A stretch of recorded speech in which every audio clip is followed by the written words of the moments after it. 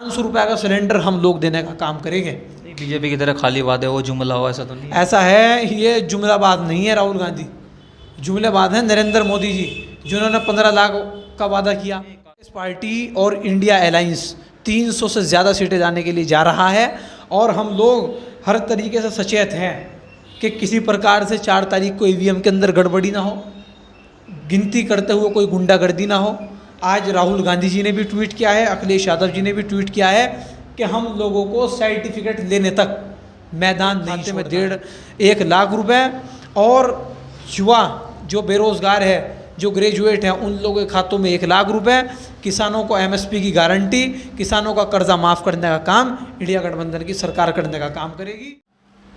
नमस्कार, जय Hind. Sky to news से मैं मोहम्मद मोहसिन और इस वक्त मौजूद हूँ मैं जनपद सहारनपुर में और हमारे साथ इस वक्त मौजूद है कांग्रेस पार्टी अल्पसंख्यक सहारनपुर के महानगर अध्यक्ष और हारिस सिद्दीकी साहब। आइए हम इनसे चुनाव के मुद्दों को लेकर के बात करते हैं, क्योंकि 4 जून को रिजल्ट है और कांग्रेस पार्टी और बीजेपी में कितनी घमासान चल रहा है और क्या तत्पदान हो रहा है, हम इनसे बात करें। हारिस साहब, चैनल में स्वागत है। शुक्रिया बहुत बहुत डॉक्टर साहब।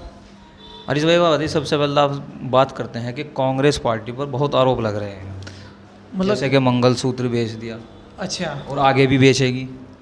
देखो, सबसे पहले तो मोहसिन भाई, कल को आखिरी चरण का चुनाव रह गया, 6 चरण कंप्लीट हो चुके हैं और नरेंद्र मोदी जी पहले दिन से, आज से नहीं, पहले दिन से ऐसी भाषाओं का प्रयोग कर रहे हैं जो अनकॉन्स्टिट्यूशनल हो, अमर्यादित भाषाएं हो, जो प्रधानमंत्री की भाषा इतने स्तर तक गिर सकती है।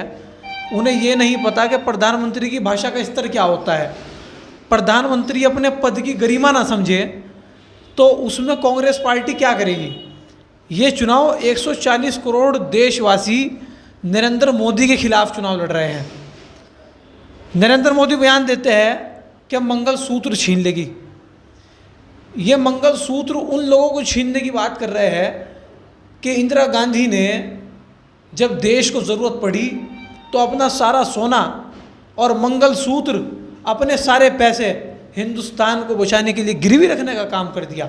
नरेंद्र मोदी जी बताए कि इन लोगों के, इनकी पार्टी के नेताओं ने, इन लोगों ने जब जब देश पर आक्रमण हुआ, दुश्मनों के ज़रिए दुश्मनों ने आक्रमण किया, तो इन लोगों ने कौन सी बलिदान और कौन सी कुर्बानी देने का काम किया।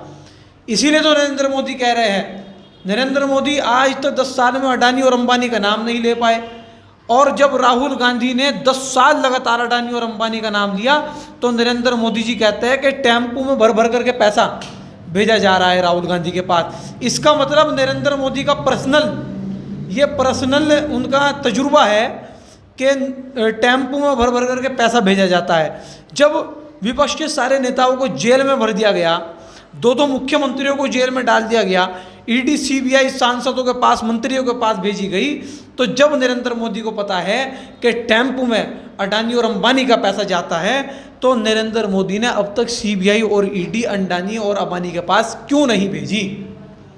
ये नरेंद्र मोदी जी हिंदुस्तान को बरगलाना चाहते हैं।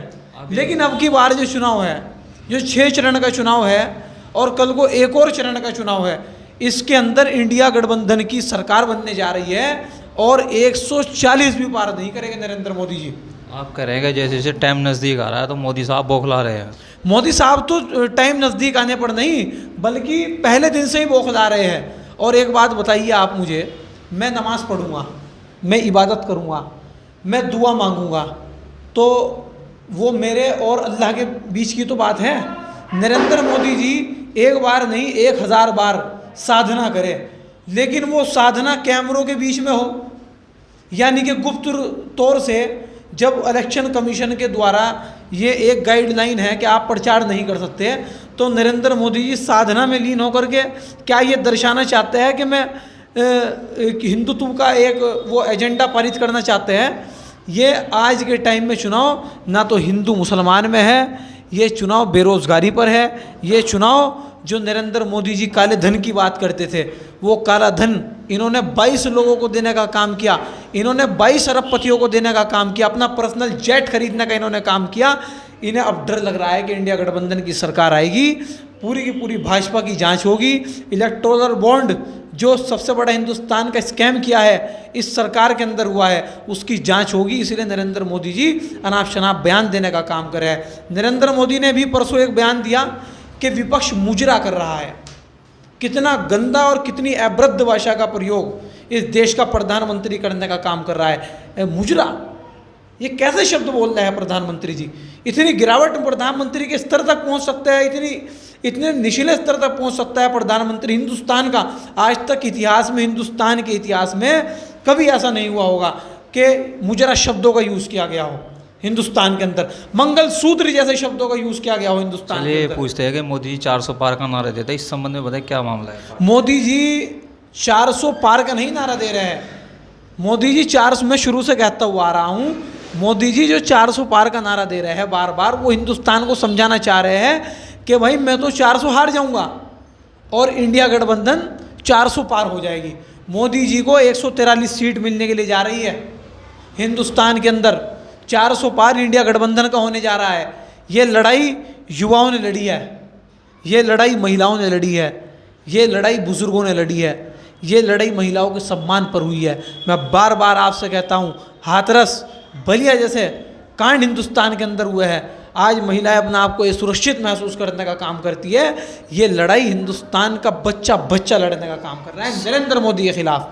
संविधान के बारे में आप क्या कहना चाहेंगे? संविधान ने कहते हैं कांग्रेस के संविधान खतरे में है, इस संबंध में बताएं। संविधान खतरे में है। संविधान इस प्रकार से खतरे के अंदर है कि ये लोग चुनी हुई सरकारों को गिराने का काम कर देंगे। अभी परसों अमित शाह जी का बयान आया है कि आप लोग एक बार पंजाब के अंदर हमारे सांसद जिता करके भेज दो और सरकार हमारी बनवा दो, बहुत जल्दी अरविंद केजरीवाल की सरकार गिरने का काम हो जाएगा।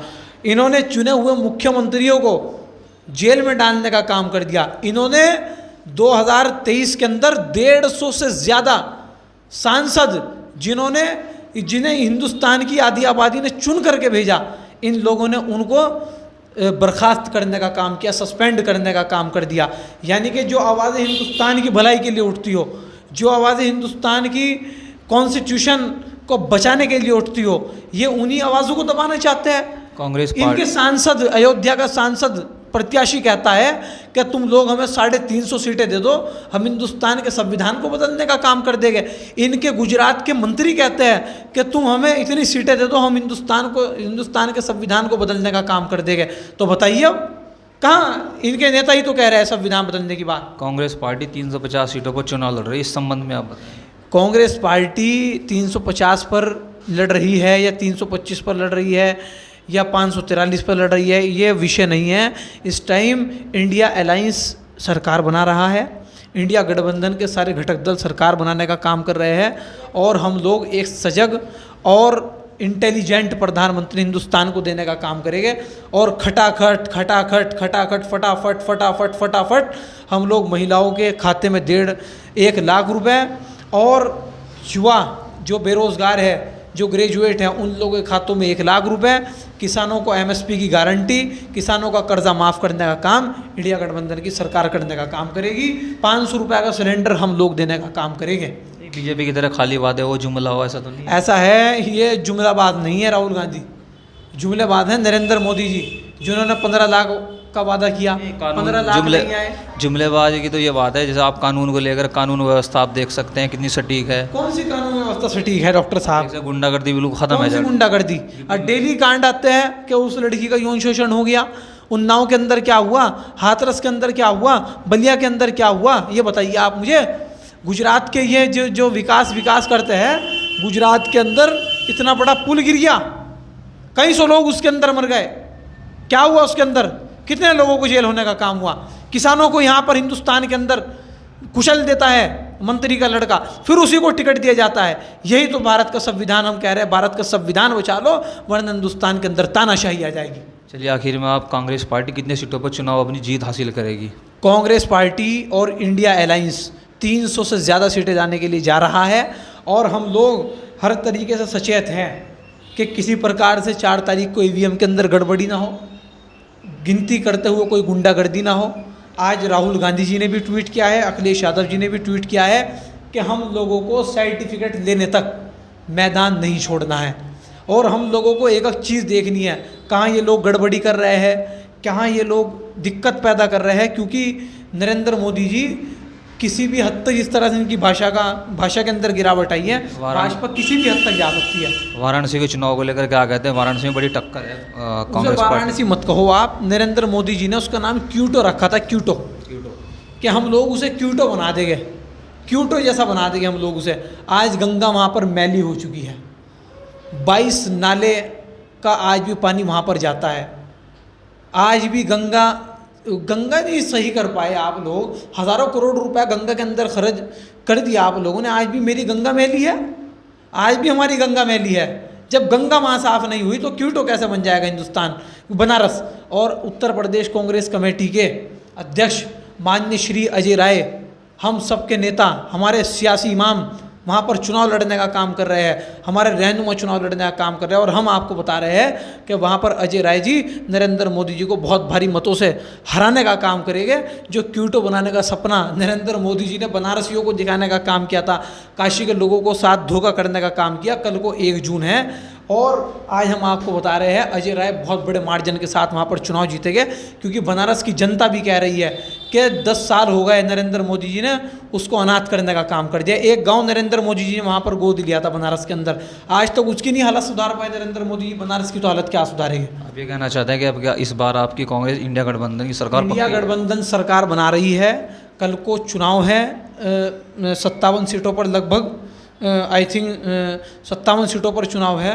और वो लोग भी संविधान को बचाने के लिए आदरणीय श्री राहुल गांधी जी की विचारधारा को और इंडिया अलायंस की विचारधारा को वोट देने का काम करेंगे, वोट से चोट देने का काम करेंगे।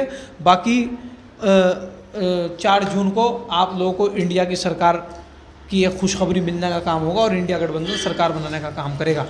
ये थे हमारे साथ राजनीति से जुड़े थे जो हमारे साथ महानगर पार्टी अल्पसंख्यक कांग्रेस पार्टी के आरिफ सिद्दीकी साहब। आपको इनके विचार कैसे ले और इनकी क्या राय आपको अच्छी लगी, आप हमें स्काई 2 न्यूज़ के माध्यम से कमेंट में बॉक्स में कमेंट करके बता सकते हैं। आज के लिए बस इतना ही। देखते रहिए स्काई 2 न्यूज़। जय हिंद, जय भारत।